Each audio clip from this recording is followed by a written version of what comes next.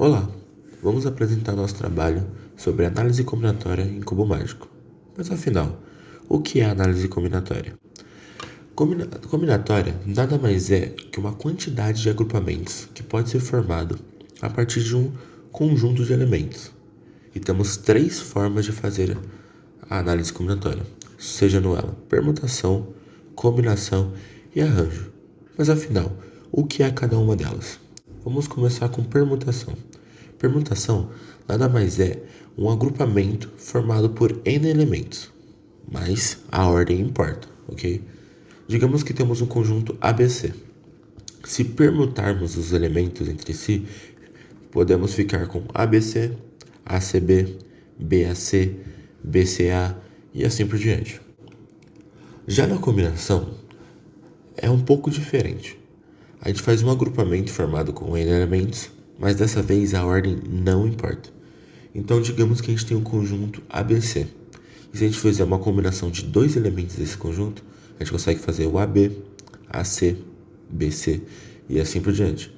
Mas dessa vez, como a ordem não importa, então se eu fizer AB ou BA, dá certo.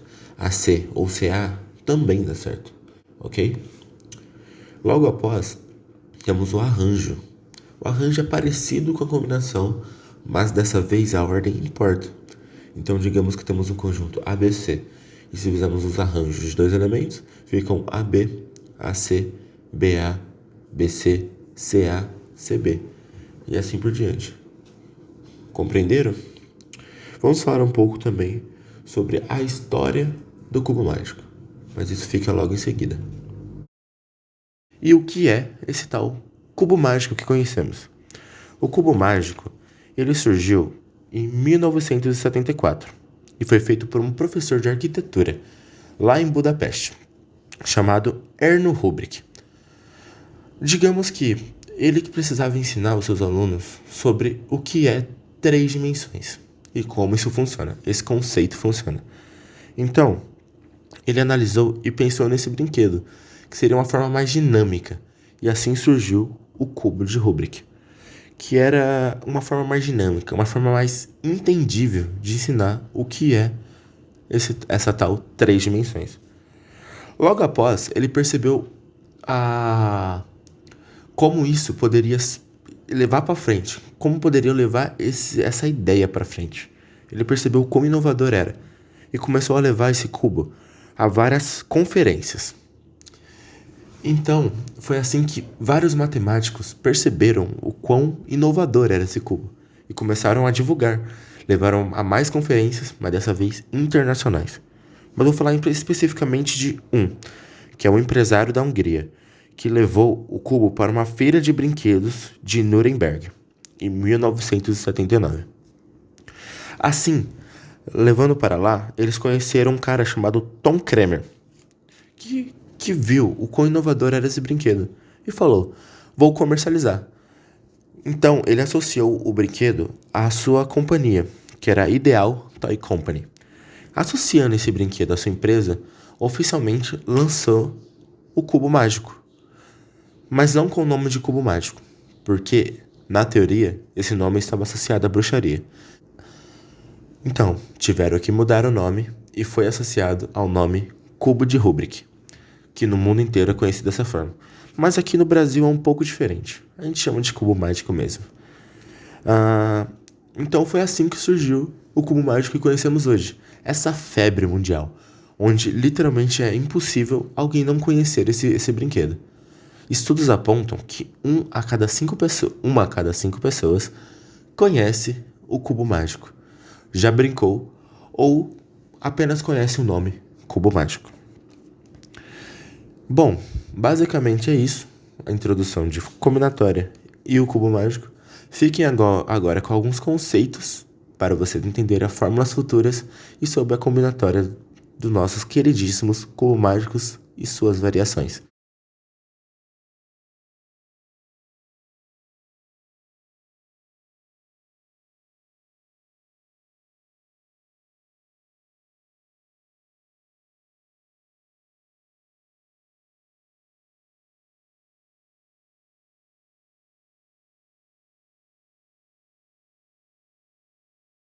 a gente vai explicar as fórmulas e o número máximo de embaralhamento que cada fórmula diz para cada cubo.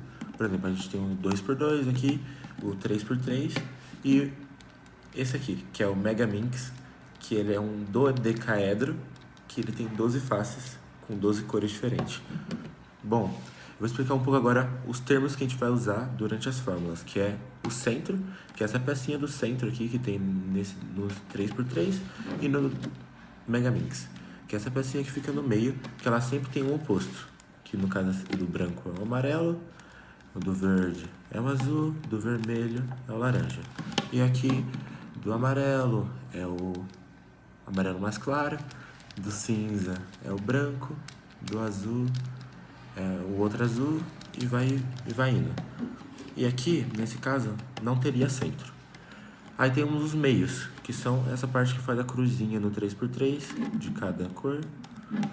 E aqui seria a ponta das estrelas, que é essa daqui, cada coisinha dessa. E no caso 2x2 ele também não tem meios. E temos os cantos, que é essa parte da diagonal aqui.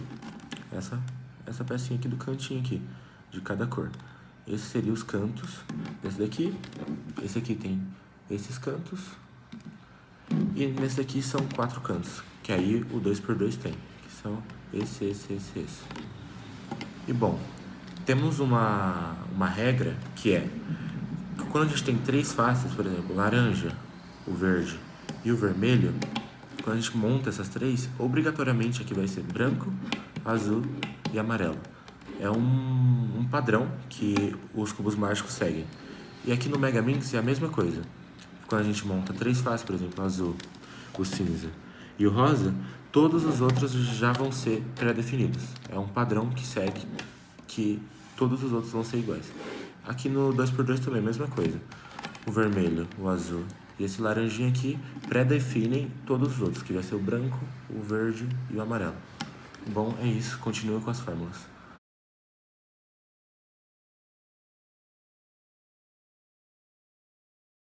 Bom, eu vou explicar um pouco do 3x3 e, como já mostrou anteriormente, ele tem 3 tipos de peça.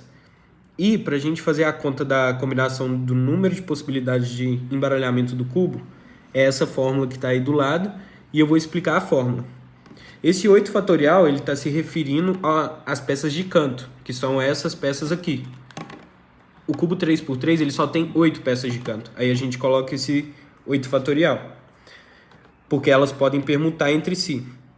Para cada canto, existem 3 combinações possíveis. Essa peça ela pode estar assim, ou ela pode estar virada sentido horário, ou ela pode estar virada no sentido anti-horário, ou seja, 3 combinações possíveis para cada peça em um determinado lugar.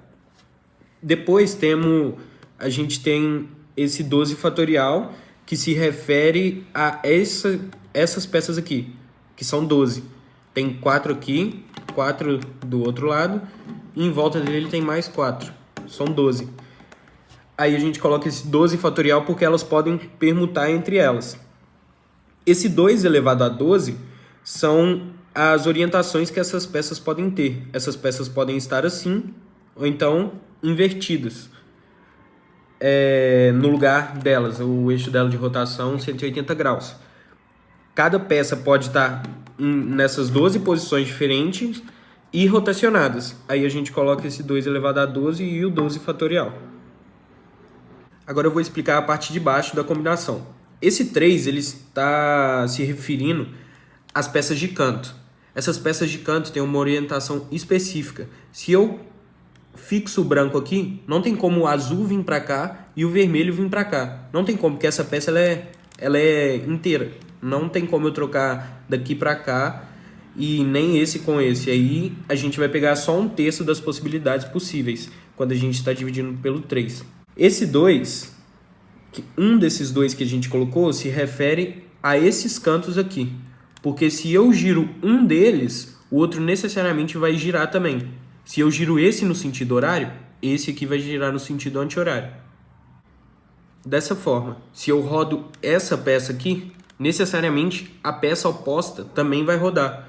Aí a gente coloca esse 2 para pegar certinho as possibilidades de combinação. Esse outro 2, ele se refere a essas peças de meio, porque não tem como eu trocar apenas 2 peças dessa. Ou eu troco 3 ou 4. Não tem como eu trocar só 2 delas. Tem como eu trocar 3 e 4, mas 2 não, é impossível de fazer porque a orientação do cubo não deixa fazer isso. Aí a gente coloca esse 2 na parte de baixo da combinação. E é isso. Na fórmula não mostra nada relacionado às peças de centro, porque de qualquer forma que eu girar o cubo, as peças de centro elas não vão ir para outro lugar. Mesmo que eu rode assim no meio, elas não vão trocar porque elas levam todas juntas. Quando eu rodo essa aqui do meio, ela traz todas as outras juntas. Isso fica mais evidente quando o cubo está desmontado, porque quando eu giro assim, não interfere em nada, e quando eu giro o meio dele, ele leva todas as outras juntas. Ou seja, não vai interferir em nada na nossa solução.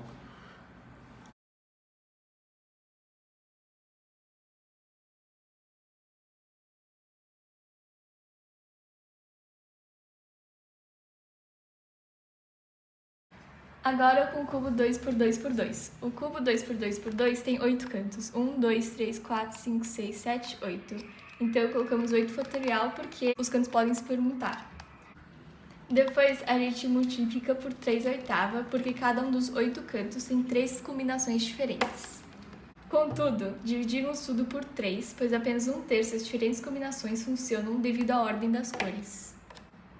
Aqui está exemplificado. Quando eu rodo essa peça, necessariamente a oposta também roda. Apesar do cubo 2x2x2 não ter meio nem centro, a orientação também entra na conta.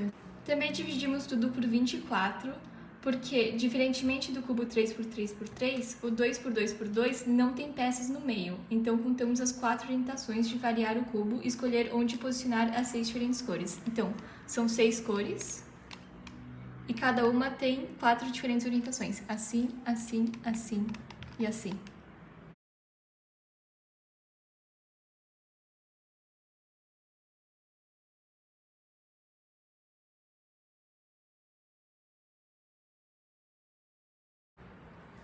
Agora a gente vai falar sobre o Megaminx. O Megaminx é um dodecaedro, ele tem 12 faces e a gente vai explicar sobre a fórmula para encontrar o número de combinações possíveis dele. Essa fórmula, a parte de cima dela, depende do fato que o Megaminx tem 20 cantos. Por causa disso, a gente multiplica a parte de cima da fórmula por 20 fatorial. E também por causa disso, cada canto tem 3 cores possíveis em cada um dos cantos. Por causa disso, a gente multiplica 3 elevado a 20, para que possa pegar cada uma dessas possibilidades.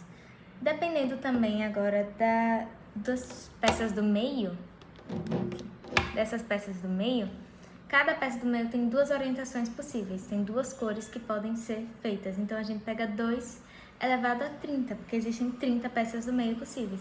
Também por causa das quantidade de peças do meio possíveis, a gente pega e multiplica o resto da parte de cima por 30 fatorial, do mesmo jeito que a gente fez com os cantos. O resto da fórmula é dividido por 3 por causa de um simples fato de que depois que você fixa uma cor, as outras cores dependem dela. Então, por exemplo, se eu fixar esse azul aqui quando eu for montar um cubo, o branco nunca vai poder vir para cá, o amarelo nunca vai poder vir para cá, porque essa cor já vai estar fixa, então as outras vão estar predeterminadas por causa disso. O resto da fórmula é também dividido por 2 por causa que tem uma condição que depende da peça do meio. Não tem como você trocar somente uma peça do meio com a outra, tipo, elas isoladas. Então, a gente divide por 2 para eliminar esse tipo de possibilidade. Okay? Nesse caso, necessariamente, você só tem como trocar 3 peças de meio. Nunca tem como acontecer só 2, como esse exemplo demonstra aqui. O segundo 2 que é dividido nessa fórmula, ele depende de uma condição que é muito parecida com a citada anteriormente, mas dessa vez a gente troca o tipo de peça que ela acontece. Nesse tipo de situação, a gente divide por 2 porque os cantos não podem trocar só 2. Então, esse 2 elimina as possibilidades, ele tem que trocar no mínimo 3 cantos por vez. Como exemplificado por aqui, só pode trocar 3 cantos por vez. Não existe a situação onde só teria trocado esse e esse. Obrigatoriamente teria que ter pelo menos um outro canto trocado nessa situação. O motivo pelo qual tem um último 2 dividindo a fórmula é por causa dessa outra condição, que do mesmo jeito que essas duas peças não podiam ser trocadas isoladamente, você não pode trocar essas duas peças trocando essas duas peças, mesmo que você tente.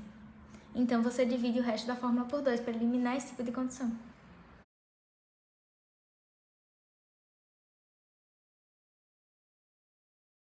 Resolvendo essas expressões, nós encontramos um valor aproximado de 3,7 milhões de possibilidades para o cubo 2 por 2, um valor aproximado de 4,3 vezes 10 a 19 possibilidades para o cubo 3 por 3, e para o Megaminx nós encontramos um valor aproximado de 1 vezes 10 a 68 possibilidades de embaralhamentos possíveis. Fica indubitável que o número de combinações possíveis no Megaminx é de uma grandeza inimaginável, quando comparado com o número de grãos de areia na Terra, de aproximadamente 7 quintilhões e 500 quatrilhões, isto é, 7,5 vezes 10 a 18, de acordo com pesquisadores da Universidade do Havaí. A partir desses resultados, podemos concluir que, quanto maior o número de peças que um cubo tiver, maior vai ser o número de possibilidades de combinações, e quanto maior o número de faces que ele tiver, também maior vai ser o número de combinações dele. E esse número cresce de modo muito grande. Agora, como curiosidade, a gente colocou aqui alguns embaralhamentos alternativos para o cubo, que deixam ele bem bonito. E depois que a gente entende a dinâmica dele e aprende o básico, fica bem tranquilo de fazer essas coisas. E foi esse o nosso trabalho de análise combinatória no cubo mágico.